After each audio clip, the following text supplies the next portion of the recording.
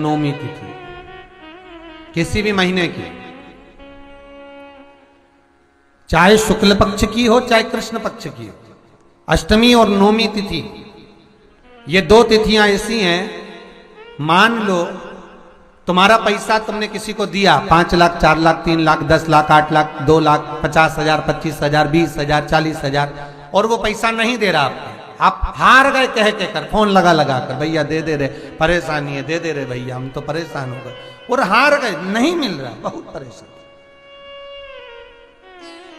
तो महाराज किसी भी अष्टमी या नवमी तिथि के दिन आप मां जगतजननी जगदम्बा का शिव के साथ में शिव शक्ति का स्मरण कर कर देवी के नाम की 9 आहुतियां, सूखे बीले की, मतलब बीला जो सूख चुका है उसकी 9 आहुतियां अग्नि में शंकर और सती के नाम से, शंकर और शिव के नाम से समर्पित करें।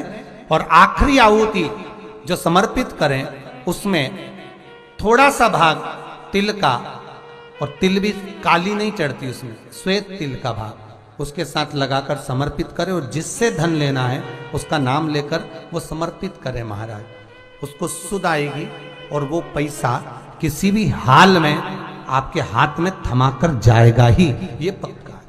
चल रहा हो किसी व्यक्ति से कोई काम करवाना है, वो काम नहीं कर रहा, कोई फाइल आगे नहीं बढ़ रही है, कोई कार्य अटक रहा है, तो एक जल के पात्र में जल भरकर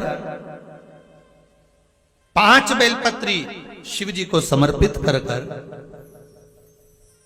कुंदकेश्वर महादेव का नाम लेकर एक सफेद पुष्प बेलपत्री के ऊपर जो शिव जी को चढ़ाई है उस पर समर्पित कर कर जल जो लेकर गए हो, अपनी उस कामना को कर कर कि मेरा ये कार्य अटक रहा है, ये कार्य नहीं हो रहा, कुंदकेश्वर महादेव का नाम लेकर धीरे धीरे जल की धार चढ़ाइए। और एक बात हमेशा याद रखना, फिर निवेदन कर रहे हैं, अच्छे से समझ लेना, शंकर जी पर जब जल चढ़ता है, शिव जी का जब अभिषेक होता है, शंकर जी पर जब जल चढ़ाया जाता है, दूध चढ़ाओ, जल चढ़ाओ, कुछ भी चढ़ाओ, पर एक बात का स्मरण अपने जीवन में होना कि इतने ऊपर से मत चढ़ाना कि जल चढ़े और छींटे आपके ऊपर। बहुत ध्यान दीजिएगा।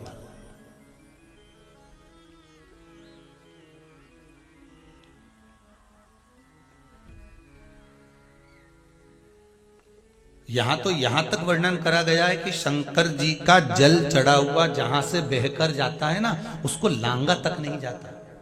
यहां लांगते हैं क्या? नहीं ना, परिक्रमा भी करेंगे तो वहीं से लौट कर वापस इधर जाएंगे। शिव जी का जहां से जल बहकर जा रहा हो, चढ़ा हुआ जल जहां से बहकर जा रहा हो, उसको लांगा तक नहीं जाता। और कई लोग बड़े बड़े आनंद में शंकर जी पे इतनी ऊपर से जल चढ़ाएंगे तो वो छींटे पूरे अपने ऊपर आना चाहिए, शरीर पर आना चाहिए। नहीं नहीं, उसका दोष है महाराज, उसका दोष है।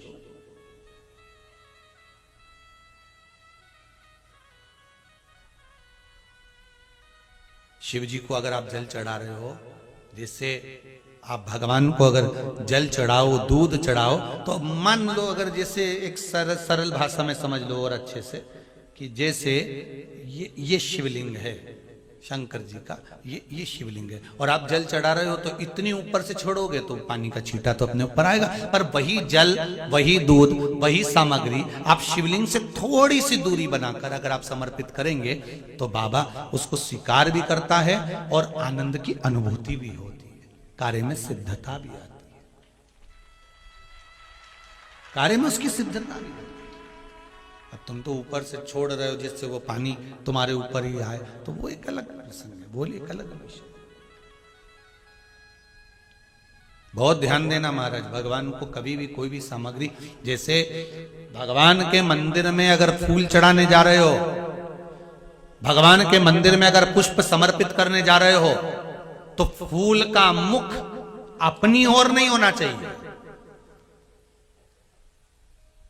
फूल का मुख कहां पर होना चाहिए? जम के बोलो जरा, भगवान की ओर। शंकर भगवान के सिर से एक पसीने की बूंद पृथ्वी पर गिर गई, गिरते से एक धधकता हुआ अंगारा, लाल धधकता हुआ अंगारा ग्रह एक पुत्र के रूप में जन्म ले लिया, पृथ्वी से हुआ, इसलिए मंगल कहला गया, धधकता हुआ।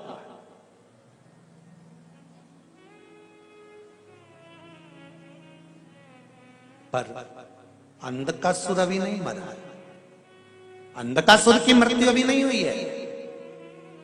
हर हर महा, अंधकासुर की मृत्यु अभी नहीं हुई। धधकता हुए अंगारे के रूप में मंगल ग्रह प्रकट हो गए, जन्म ले लिए। पार्वती जी ने पूछा ये कौन है? शिव जी कहते हैं ये मेरे पुत्र के तुल्य है, क्योंकि मेरे शरीर के पसीने से उत्पन्न हुआ है, मेरे मस्तक के पसीने से पृथ्वी पर गिरने के कारण ये उत्पन्न हुआ है। इसका नाम मंगल होगा, ये ग्रह मंडल में रहेगा, देवताओं के रूप में पूजा जाएगा, पर मेरे क्रोध के कारण उत्पन्न हुआ है, इसलिए इसका ग्रह थोड़ा सा क्रूर होगा।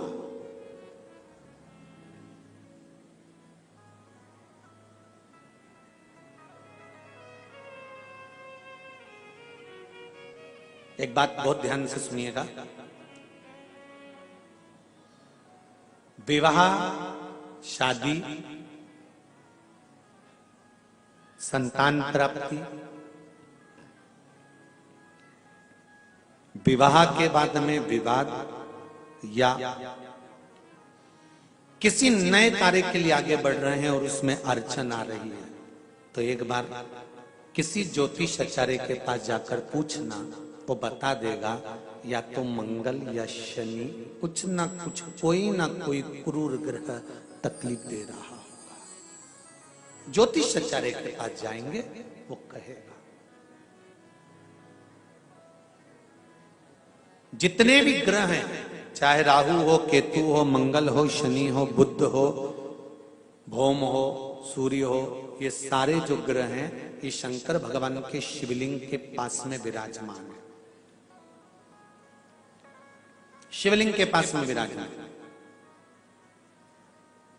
कभी मौका मिल जाए, विवाह शादी में देरी हो रही हो, या कोई नया कार्य चालू कर रहे हो उसमें देरी हो रही हो, या कोई सर्विस के लिए, नौकरी के लिए जा रहे हो और वो कार्य नहीं हो रहा हो, तो एक धतूरा, केवल एक धतूरा, उस धतूरे को फोड़कर उसके अंदर का फल निकालकर उस फल को शिवलिंग पर चढ़ाकर एक लोटा जल शंकर भगवान को समर्पित कर कर आइए। दिन होना चाहिए मंगलवार। कौन सा दिन होना चाहिए? जम के बोलो जरा, मंगलवार। समर्पित करो। उसके बाद में आप विवाह के लिए अगर समर्पित करे हैं तो विवाह में देरी नहीं होगी।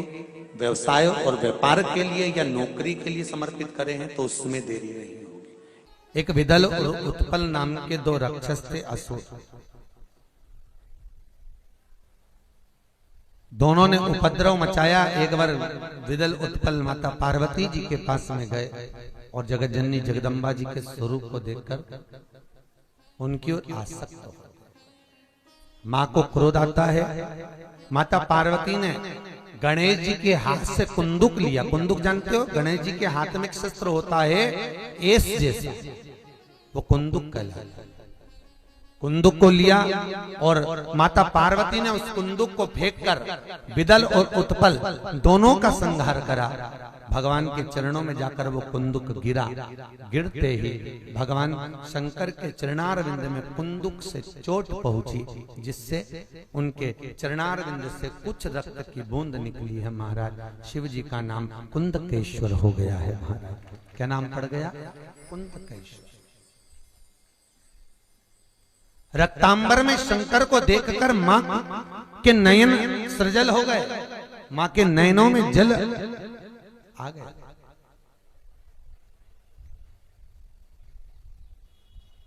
इसलिए माता पार्वती ने भगवान शंकर से वर मांगा, भोलेनाथ आज के बाद आपके शरीर पर रक्तांबर ना दे, रक्त ना दे। महाराज चंदन चढ़ेगा, अष्टगंध चढ़ेगा, हल्दी चढ़ेगा। अच्छा, कई लोग कहते हैं महाराज जी किसी किसी शास्त्र में हमने जैसे एक लाइन इसमें ही पढ़ लो, लिंगाष्टक इसमें शिव के शरीर पर मां कह रही है रक्तांबर ना दे।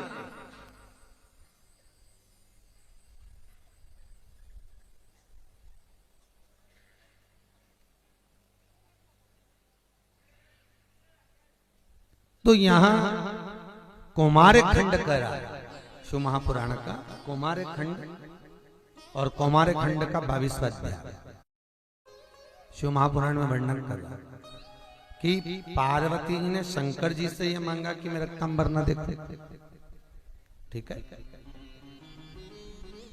तो शंकर जी पर अष्टगन चढ़ता है, चंदन चढ़ता है, अबीर चढ़ता है, गुलाल चढ़ता है, पर शिव पर रोली कुंकू नहीं चढ़ता।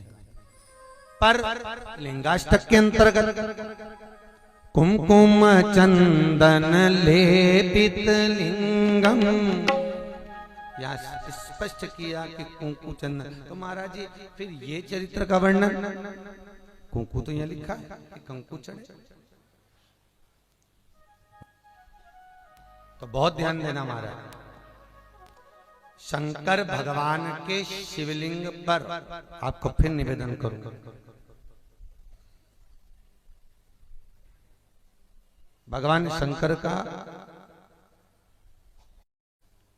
ये शिवलिंग है। ठीक है, ध्यान देना, ये माता पार्वती का स्थान है, बीच में शोक सुंदरी, राइट लेफ्ट भगवान के पुत्र, ऊपर 5 कन्या। अम्बा माता पार्वती ने भगवान शंकर से जो मांगा है, आपके शरीर पर रक्तांबर ना दे। ठीक है, आपके शरीर पर मैं रक्तांबर ना दे महाराज, क्योंकि कोई भी पत्नी अपने पति को कभी रक्त में सना हुआ नहीं देखना चाहिए। कोई विषम समस्या यदि आपके सामने खड़ी होती है, विषम समस्या जिसका कोई निराकरण हो ही नहीं रहा, सब दूर हाथ जोड़ लिए, सबसे कह लिए, सबको प्रणाम कर लिया, सबसे बोल दिया, सबसे विनय कर ली, तो भी वो समस्या मिटी नहीं रही है, तो हमारा निवेदन है 5 बेलपत्र, 5 दुर्वा, दुर्वा जानते हो, दूब दुर्वा, 5 दुर्वा, 5 बेलपत्र, 5 कनेर के पुष्प शिव जी को समर्पित कर कर उसी 1 लोटे जल से 5 बार शंकर भगवान को जल चढ़ाना प्रारंभ करिए। लगभग 1 हफ्ते यदि आपने शिव को जल चढ़ाना प्रारंभ कर दिया इसी क्रम से, तो निश्चित है वो समस्या का हल 1 हफ्ते के अंदर बाबा को निकालना ही पड़ेगा और आपका लक्ष्य निश्चित करना ही।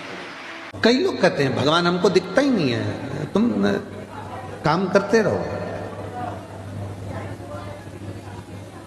कंपनी का मालिक है, उसने इस सृष्टि को रचा है, इस सृष्टि का निर्माण किया है, वो दिखेगा भले नहीं पर कंपनी चल रही है। सब कुछ दिया उसने संसार में, फिर भी अगर रोते हो तो तुम्हारी जिंदगी का रोना।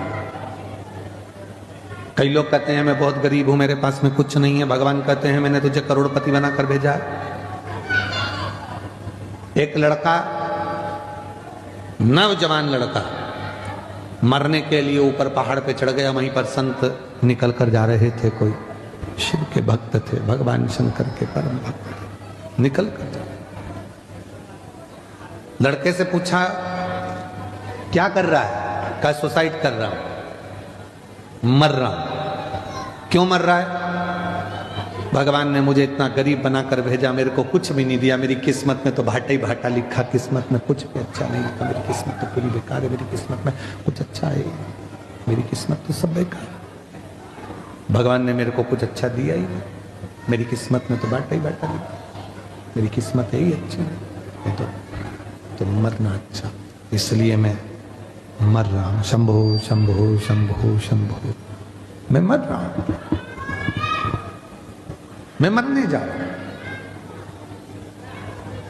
गरीब है, परमात्मा ने मेरी किस्मत में धन नहीं दिया, तो संत ने कहा तू अगर मरने ही जा रहा है तो कल मर जाना, आज का मुहूर्त है भी अच्छा नहीं, आज मरने वाले भूत बन जाते हैं, और कल मरेगा तो सीधे बैकुंठ जाएगा। तो उसने कहा एक ही दिन की तो बात है, कल मर जाऊंगा, उसमें कौन सा टेंशन, पर एक दिन में करूंगा क्या?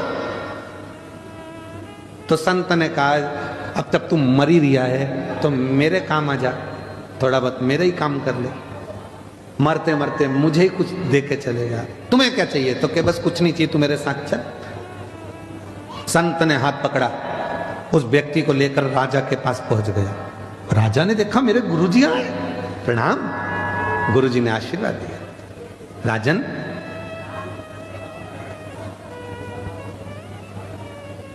ये मरने से पहले मेरे ऊपर कृपा करना चाहता है और तू मुझ पे दया कर दे, मुझे भंडारा करना है। भंडारा करना है? हाँ, पर मैं किसी से पैसे मांग कर नहीं करूंगा। मैं इस व्यक्ति को लेके आया हूं, इसकी दोनों आंख खरीद ले। राजा कितने पैसे देगा बोलो? राजा ने कहा एक आंख का 1 लाख, 2 लाख रुपए दिए। ठीक है। इतने में बाजू में लड़का खड़ा था, मैं काय को बेचूं मेरी आंख? संत ने कहा कल मरी तो रियायत दे जा, तेरा कब आपका क्या चाहे, मरने से पहले तो देना। तो महाराज अब मेरा मन है कि इसके 2 कान भी खरीद लो। कितने दोगे? 50-50 हजार। इसकी दोनों किडनियां, राजा ने कहा किडनी ठीक है, 15-15 लाख। पांव 5-5 लाख, हाथ 8-8 लाख, 1,12,00,000 का हिसाब बन गया। चलो निकाल लो इसका सब पैसे दो। इतने में बोला मैं काय को दूं,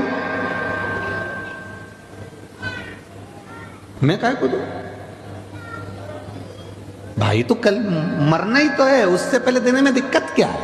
नहीं मैं नहीं दूंगा। उसको समझ में आ गया, संत के चरण पकड़ लिए। महाराज मुझे नहीं मालूम था कि मैं भी करोड़ों का हूं, मैं भी करोड़ों का हूं, मुझे मालूम नहीं था।